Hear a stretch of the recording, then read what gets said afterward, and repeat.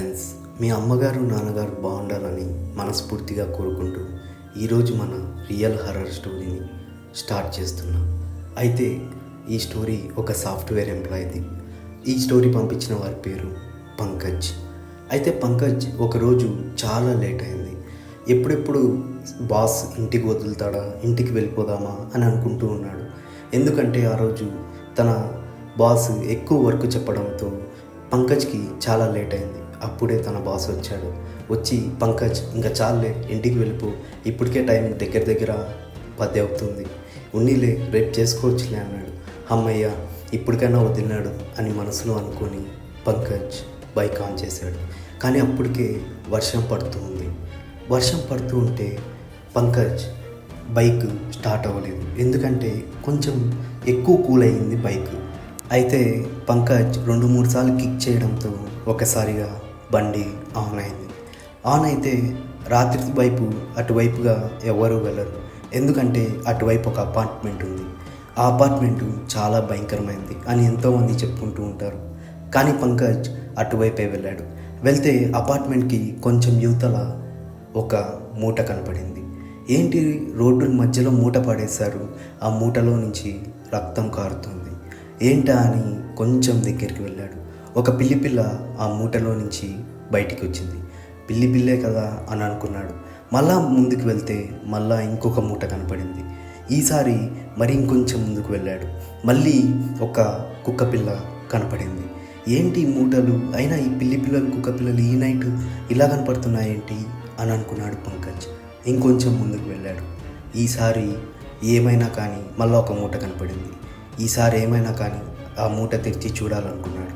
దగ్గరికి వెళ్ళాడు. మూట తెరిస్తే ఒక ఆడామ శవం దాంట్లో చంపి పడేసింది. అది చూసిన పంకజ్ ఒక్కసారిగా భయపడ్డాడు. భయపడి బండి ఆన్ చేశాడు. ఆన్ చేసి అపార్ట్మెంట్ వైపు వెళ్ళాడు. అపార్ట్మెంట్ వైపు వెళ్ళి ఎంతో టెన్షన్గా ఒక డోర్ని కొట్టాడు. కొడితే ఆ డోర్ ఓపెన్ అయింది. అక్కడ ఓ పెద్ద ఆవిడ ఉంది. ఆ పెద్ద ఆవిడని పంకజ్, ఏమండి ఈరోజు నైట్ బండి ఇక్కడే పెడతాను, రేపు మార్నింగ్ తీసుకెళ్తాను, ఏమనుకోకండి అని అడిగాడు. అడిగితే ఆ పెద్ద ఆవిడ, అవసరమైతే నువ్వు కూడా ఉండు బాబు, నా కొడుకు లాంటి వయసు నీది, ఇక్కడే ఉండు, రేపు పొద్దున వెళ్ళు అని అనింది.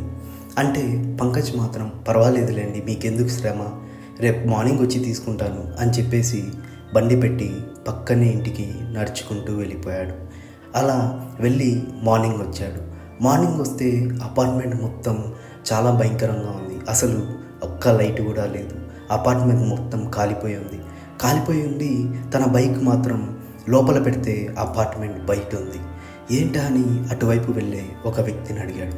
అడిగితే ఇక్కడ ఏమైంది అని అడిగితే, బాబు నీకేమైనా పిచ్చా, ఈ అపార్ట్మెంట్ ఫైర్ యాక్సిడెంట్ జరిగి చాలామంది చనిపోయారు, దగ్గర సంవత్సరం నుంచి ఈ అపార్ట్మెంట్లో ఎవ్వరూ లేరు అని చెప్పాడు.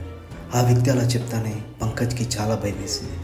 అంటే రాత్రి నేను చూసింది దెయ్యాన్నా, నేను మాట్లాడింది కూడా దెయ్యంతోనా, ఎట్లో రాత్రి ఆమె ఉండమంటే ఉండలేదు, ఒకవేళ ఉండింటే ఆ దెయ్యం నన్ను కూడా చంపేసేదేమో అని పంకజ్ చాలా భయపడ్డాడు.